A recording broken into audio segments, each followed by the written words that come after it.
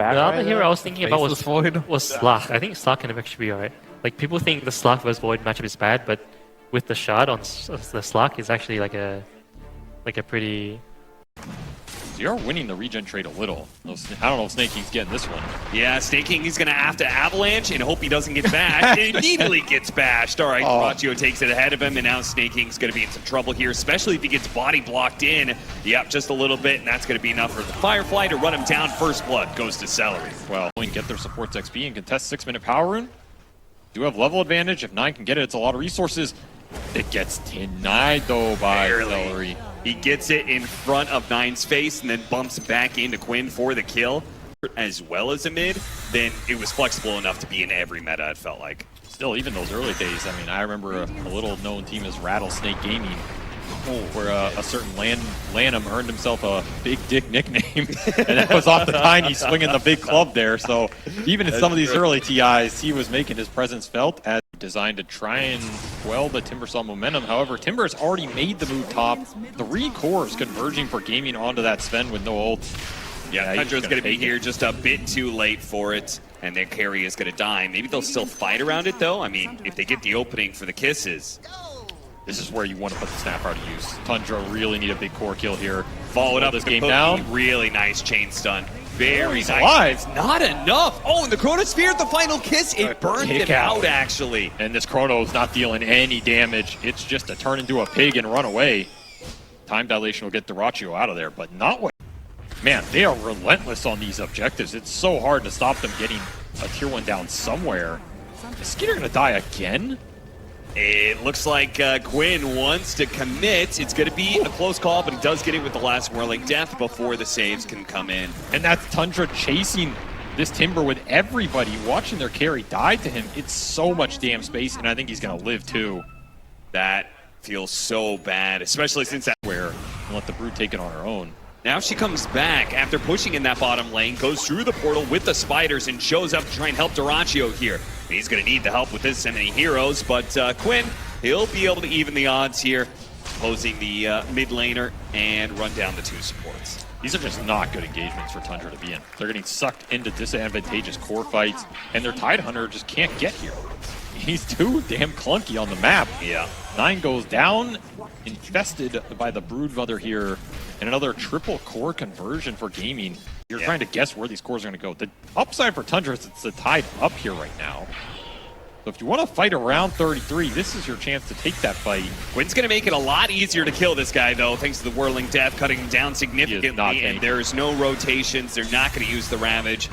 They are just going to finish him off. Sneyking trying to go through the portal, but got on top of the avalanche. So double kill and a great steal so far by tOfu. I mean, top left of the map right now, he's dragging away towards a Roshan pit as a Tiny, cutting this on the back door from Gaming. Do you want to go gank this Tiny? No. Last though, to pull him out of position, he didn't use Firefly to make sure he put no damage on the Tide Hunter so he wouldn't crack and shell off the disable. This is a slow kill. Tundra could turn this. Yeah, they are going to provide some reinforcements, and 33 might finally have an opportunity to use that Ravage as the team is here now. You have the damage. Yeah, they're trying to throw out all the stuns, take the Ravage for last, and now it finally gets let go to finish off Quinn. Pugna Ward and Drain doing a lot there. Skiter didn't even have to use ult. Still, you got to watch out for the turn on this fight from Gaming, as they are not happy you took down their centerpiece and want revenge. Sneyking turns around, does what damage he can. The hammer comes through, does land onto the Broodmother. Nice Stormbolt as well with the drain happening. dyrachyo has to get out. 33 so close to just being able to throw out one last bit of damage. The Gush wasn't up in time though, so he'll turn around and get tOfu instead. A great save there by Tundra. Multiple heroes coming together at the perfect time. Behind them. And 33's got to respect the Timbersaw. He picks up a Blink Dagger now. So pretty early for him typically. Yeah, this is not his casual build, but he just feels he's going to need to be the initiating power here. Skiter slowed down, already at half health with just a lot of pokes here from Gaimin Gladiators. They still have potential saves here of the drain from AUI. Great avalanche coverage though, and that hits the back line on top of the Sven, allowing them to chase down AUI as well. The Chakram pullback will finish him off. You are spiders. Continuing to rat out the sides of the map. It's really hard to build net worth advantage against this team, and it shows. They're going to find a little pick off here on Seleri. Yeah, something to work with, something to keep more pressure on the bottom lane and start hitting that tier 2. They're going to lose Sneyking over here. Skiter shows up. Immediately storm bolted right back by tOfu. There's a blink on 33. You gotta be careful here if you're gaming. You don't want to get caught by this rare. 9 specifically is able to scale and give Tundra a better chance to turn this game around later. He's gonna try and bait it out here. Tundra ready to take this. Yeah, they are. Stack Caught together with the God Strength. Skiter laying into him, but the Chronosphere is going to make into it. They do have the Mortimer's Kisses raining down. Oh, that's going to help out 33. quite a bit, but 33 jumping into that one felt pretty bad, and he's got to be careful of Quinn now. Got to dodge this last Timber Chain Whirling Death. Attempting Ravage goes out, but it's too late. The damage is done, and the Watermelon falls. That's All of Gaimin Gladiators look to punish, quickly sandwiching this area. They'll find AUI 2000. He's definitely dead, and still a chance for Sneyking to get caught as well. As yeah, he's going to be finally lasso pulled back in. Dyrachyo will pound him to dust. They're so desperate to catch somebody from Tundra. And look at the line just instantly drawn from 33. It's like, get the hell out, guys. I'm going to push the map, stall this game. We're going to rat him up some more. Good luck, Sneyking. He's got a glimmer, but there's a lot of AoE damage coming in from Quinn. And he also has a gem. And that's Hex done for Ace as well. So the lockdown, the detection, the scalability, all coming online for gaming. Now, Seleri was the one person who wasn't there for that top area. He's going to go for a lasso pullback, hoping his team will arrive in time, and they do.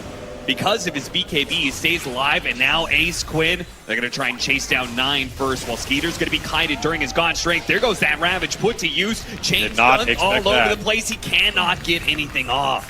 Push by gaming. Don't have to commit the chrono here. You can just hit the buildings. Well, he will commit the chrono. I guess he's had enough of AUI. BKB to get rid of the Avalanche stun and goes to work. Kills AUI 2000. Now he's going to kill 33. Oh no! The Ravage actually goes off. 33 able to get away. But Quinn, he's going to show up with the Shivas. That'll clip him. I mean, Ravage is irrelevant in this game if you try and hard counter it a little bit better. Yeah, their answers were not convincing. They're going to go for the God Strength play with the Cookie Chain Stun. Yeah, they do manage to get it pretty nicely with the Avalanche over the top. They kill Ace. Now a lasso pulling in 9. 9 still on the high ground, but dyrachyo will make short work of it. Bump back onto Sneyking to ensure dyrachyo stays in melee range of that support. Now he jumps on AUI 2000, while 33 going to be targeted by Quinn. Skiter doing what he can to challenge dyrachyo, but against that butterfly, he really just cannot guarantee put damage in. And the time dilations. Just destroying them on the backside of these. Counters so much of the reinitiation power that this Tundra lineup wants to have. There's the toss back in with the tendrils with a follow-up stun. Dyrachyo finally falls. That's a big kill to get. 2,000 gold for that streak. And now Quinn might be caught as well. The harpoon pulling him back in. Slows him down with the chakra. Maybe Skiter needs to be a little bit careful here. They're going to go for the kill. Quinn turns around, does what he can, but he falls before he can get the return kill. That was another streak kill. Yeah. And make them go into the chrono in the Timber waiting. Look at this blind read that Gaimin Gladiators so good. Wrong. They have the hex. Meanwhile, Tundra are going to be able to jump onto Dyrachyo and burst him down. Look at Sneyking repositioning to ensure the toss. Great stuff there from Tundra. And see if it's a fast roach. He Quinn. Have it. He got blink off. Will it matter? Cap helping out a little bit here. The team, Force Staff trying to help him. Ravage could cover some of this, but Dyrachyo's going to be able to get the 5-man Chronosphere. And he starts laying damage into 9. Skiter's going to be next, lassoed up almost immediately as the Chronosphere fails. And that's going to be 3 dead, AUI and 33. Neither one, I think, is going to get out alive. As Gaimin Gladiators just going to go for gusto here. Run down as many heroes as possible, even through the buybacks are coming out, because one buyback will never come. That's going to be Skiter. The Sven won't be here for this fight. Tundra going to have to push through it anyway. Sneyking covering himself with the avalanche, toss back all the way, almost into the fountain. Dyrachyo daring it. Rod of Atos. He needs to be able to start backing up now. Kiss is going to be return fire on tOfu, pushing Tundra into their fountain. Left with only 3 heroes alive. They have to form a defense for the next minute. And those level 25 talents are now online. Double Chakram, backtrack for the Faceless Void. These fights just became even harder. Another lasso, Tendril trying to chain it, but they're just going for a Bat Rider. Meanwhile, they're losing more and more heroes with no buyback. Diebacks all around for Tundra, and Gaimin Gladiators will finally close out game number 1. I mean, that was getting a little spooky there. Tundra's ability to drag these games back.